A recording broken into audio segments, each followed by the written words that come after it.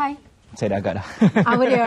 Tak, saya sukalah nak ambil satu aura bangsawan tu tapi tak sampai sebab mungkin baju kita tak sesuai. Itu satu. Ada yang kedua dari segi tonasi suara itu harus juga ditekankan. Dia berbeza sedikit kalau mungkin dalam filem, dalam drama, cekrama, apa pun saja istilah yang awak biasa berlakon. Kalau awak berada di pentas bangsawan, level atau peringkatnya adalah berada di peringkat yang tersendiri. Betul. Tapi kalau kita lihat nama pelakon aja, bila kalau saya sebut Datuk Jalaluddin Hasan, pastinya orang dah tahu dah. Memang cukup sinonim dengan teater bangsawan ataupun mereka yang tak ramai sebenarnya pelakon-pelakon yang boleh melakonkan watak yang begitu hebat, dan beliau salah seorang daripada pelakonnya. Jadi tak sabar sebenarnya nak terus bawa masuk dalam bangsawan Kota Lukut ni. Kota Lukut. InsyaAllah 12, 13, 14 Jun ini kita terus perkenalkan tetamu di sebelah kiri Asia, Cik Kamarul, merupakan pengarah katanya untuk julang kalinya. Ya. Assalamualaikum warahmatullahi wabarakatuh. Waalaikumsalam. Kalau sebelum ini di bidang teater, kali ini di teater bangsawan. Lepas ni kita nak cungkil lagi. Kita nak kenalkan juga di tengah sana Cik Syarizal Abdan, penolong pengarah bahagian pengembangan seni budaya. Assalamualaikum. Salam. Aisyah. Inilah dia. Kalau sebut je memang dah tahu dah. Dia memang terkenal sangat. Ada yang paling romantis di Malaysia. Betul. Alhamdulillah. Assalamualaikum Datuk. Waalaikumsalam. Selamat menerima menantu. Ya, terima kasih. Dan cucu. Dan cucu. Alhamdulillah. Okey. Datuk yang senyuman aja saya dah okey dah. Bye-bye. Lupa pula inai di jari. Baik, faham? Sekarang kita okey, baik. Kita bercerita mengenai bangsawan Kota Lukut. Saya kira ini adalah sesuatu yang memang siapa yang tak tahu dengan Kota Lukut? Sejarahnya itu. Saya kira itu satu kuat juga tanggungjawab tu Cik Kamarul sendiri sebagai pengarah untuk memastikan bangsawan itu berlakon dengan sejarah itu diangkat sekali. Bagaimana itu? Pertama sekali saya merasakan bahawa satu tugas yang berat untuk saya untuk mengangkat kisah sejarah. Selama ni kisah-kisah bangsawan selalunya dongengan yang dicipta begitu saja. Tetapi ini yang berlandaskan sejarah ni satu hal yang agak berlainan. Tetapi pada saya merasa cabaran yang harus saya pikul untuk mendengarkan sejarah untuk tontonan generasi muda lah. Kerana sudah lama berlaku. Lukut ni berlakunya terdirinya pada abad ke-19. Kita ingat lagi lah.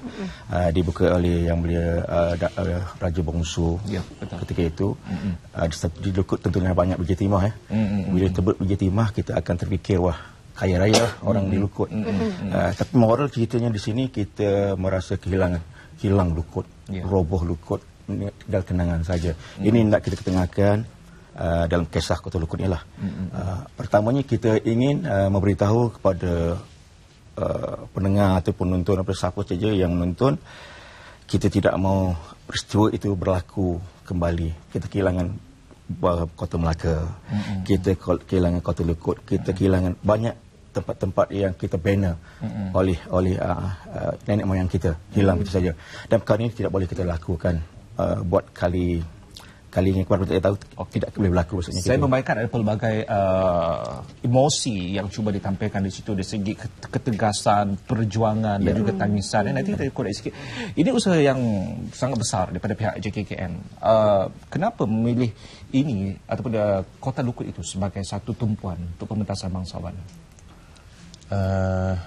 Untuk tahun ini sebenarnya tahun yang ke-9 untuk pementasan siri Semarak Bangsawan ni. Yang saya sebut sekilas sebagai penganjur itu JKKN dan DBKL lah. Kita memilih sebab tahun ni Kota Lukut adalah pementasan yang ketiga untuk tahun ni. Kita tidak nak bangsawan ni cuma satu yang jenis macam kalau cerita sejarah saja. Tak, kita pelbagaikan. Untuk yang ketiga ni cerita dia berlandaskan sejarah. Yang pertama mungkin cerita bangsawan Raja Kuputih, cerita orang kata apa, cerita rekaan lah, fantasi maksudnya. Rekaan sendiri pengarah dan strukturnya adalah bangsawan. Dan yang keduanya bangsawan Awang Kudus Buta, cerita bunian, cerita kayangan. Yang ketiganya cerita sejarah. Kita pelbagaikan supaya penonton dapat merasai ada kepelbagaian lah dalam program ni. Baik, kita balik kepada pelakon selepasnya Datuk Jalaluddin Hassan. Apabila dapat bangsawan Kota Lukut ni, saya kira bukanlah satu yang baru untuk Datuk lakonkan mungkin watak-watak bangsawan, tapi agaknya bagaimana perbezaannya untuk bawa sejarah ni di pentas kan? Berbeza antara fantasi dan sejarah. Dalam sejarah tentu fakta-faktanya harus dijaga. Ya, berkenaan dengan Lukut ada peristiwanya lah ya, macam behind the making of the pementasan Lukut ini. Saya dulunya watak lain, lepas tu bila dia offer watak lain, akhirnya watak lain Paduka Raja ya, yang dialog dia menjela-jela ya. Tapi itu satu tanggungjawab ya, yang harus saya pikul, dan insya-Allah dengan kerjasama daripada semua pelakon-pelakon yang lain, kita akan jadikan satu kenyataan. Kalau biasanya drama ataupun pementasan yang fantasi ni, Datuk mungkin boleh terapkan apa saja karakter yang Datuk inginkan dengan pandukan pengarah. Tetapi yang ini tak boleh sembarang-sembarang. Takut nanti dijadi lari. Jadi bagaimana Datuk? Rujukan. Ya, cuba memahami watak yang diberikan ya. Watak Paduka Raja itu, siapa dia Paduka Raja ya. Walaupun kita tak zahirkan watak itu yang sebenarnya ya, kerana nak menjaga mungkin ahli-ahli keluarga yang masih hidup ya. Tapi yang penting ya, keinsafan watak itu sebagai contohnya ya. Selepas jatuhnya Kota Lukut, macam mana perasaan raja itu ya. Itu yang kita zahirkan ya, untuk diambil iktibar oleh generasi-generasi muda ya. Apa akan berlaku jika kita tidak menjaga hak kita, terutama tanah air kita sendiri. Ya, itu ada mesej yang diselitkan. Tuan pengarah, saya kira lagi berat tu. Kan? Mungkin juga teater ini akan jadi satu kontroversi, sebab apabila kita melihat perjalanannya, itu memang perjalanannya, sejarahnya, tetapi orang baru sekarang ni susah sikit nak menilai ataupun memahami apa mesej yang tersirat. Seperti saya kata awal tadi, kehilangan keagungan yang telah bina oleh orang-orang kita, hilang begitu saja. Mesej yang nak disampaikan, kerana pergolakan politik, kegawatan ekonomi, perebutan kuasa, itu benda yang asas hilang. Itu yang nak ditengahkan. Dan saya rasa mungkin agak ada samar-samar berlaku hari ini rasanya lah. Mungkin saya tidak mungkin tersilap, tapi saya nampak begitu. Jadi dalam pementasan Bangsa Kota Lukut ini, inilah nak kita sampaikan kepada audiens, kita harus berwaspada, janganlah berlaku perkara yang tidak kita inginkan berlaku. Jadi ini benda yang agak pada saya serius lah sebenarnya, serius.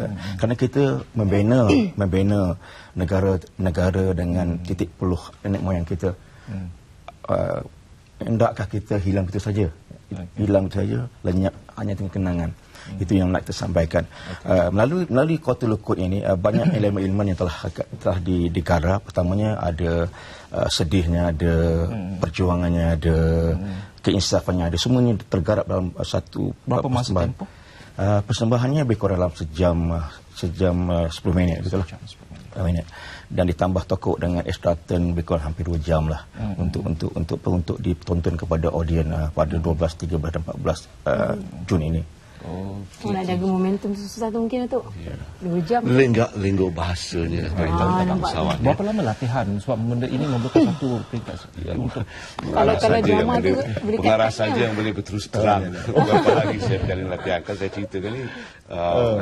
Berapa lama tempoh? Saya bertuah lah kerana saya dapat barisan pelakon hebat saya lah.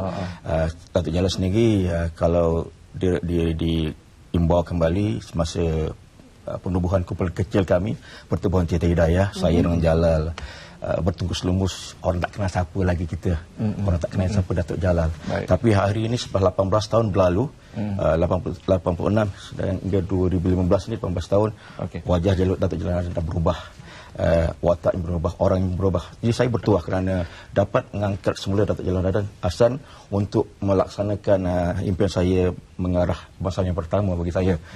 Jadi itulah saya satu semangat saya lah untuk dilontarkan kepada Dan dia tanya berapa lama kita berlatih. Ya betul ya.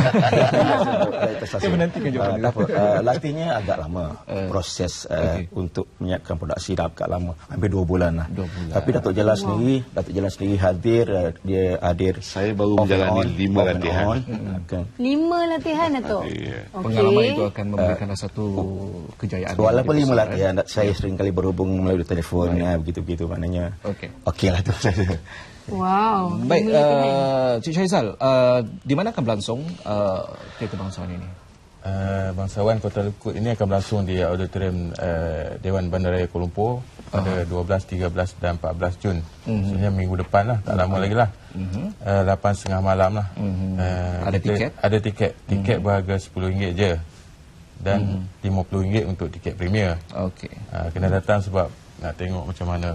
Sebab dalam bangsawan ni yang apa yang seronoknya dalam bangsawan ni semua himpunan seni ada dalam tu. Tengok seni lakonnya, seni menyanyinya, mungkin Datuk Jalal akan menyanyi 2-3 lagu nanti. Mungkin. Seni silatan, macam-macam seni lukisnya. Baik. Saya terlibat dalam ekstrater nanti. InsyaAllah. Jadi rakan-rakan artis yang lain selain daripada Dato' adalah Mardina Alwi, Mubarak Majid. Jadi saya rasa sokongan dari pelakon lain tidak akan memberikan satu impak yang sangat berkesan. Ya, amat penting sekali ya. Sokongan atau bekerjasama daripada pelakon lain seperti Mubarak Majid, Mardina Alwi ya.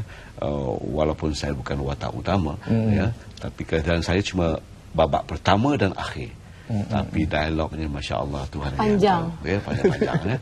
Kekesalan dan Raja Paduka ya.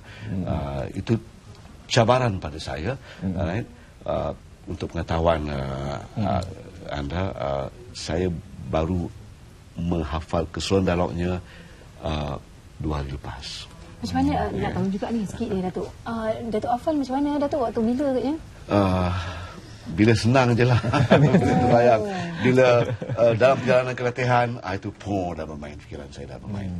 Baik, kita ingin Datuk untuk menjadi wakil, untuk kita jemput ramai-ramai untuk datang sesama di pentas bangsawan Kota Lukut ini. Ya, kepada anda di luar sana yang minati bangsawan, datang menyaksikan Kota Lukut kerana itu satu-satunya warisan kita. Bangsawan adalah warisan kita dan juga banyak iktibar yang boleh anda pelajari tentang Kota Lukut, apa yang perlu kita pelajari, apa yang perlu kita hindari supaya hak kita tetap akan terpelihara. Seterusnya pastinya. Dan tanah ini juga perlu kita jaga. Betul. Terima kasih Datuk, terima kasih Syarizal, juga terima kasih Tuan Kamarul. Semoga sukses untuk perkara ini.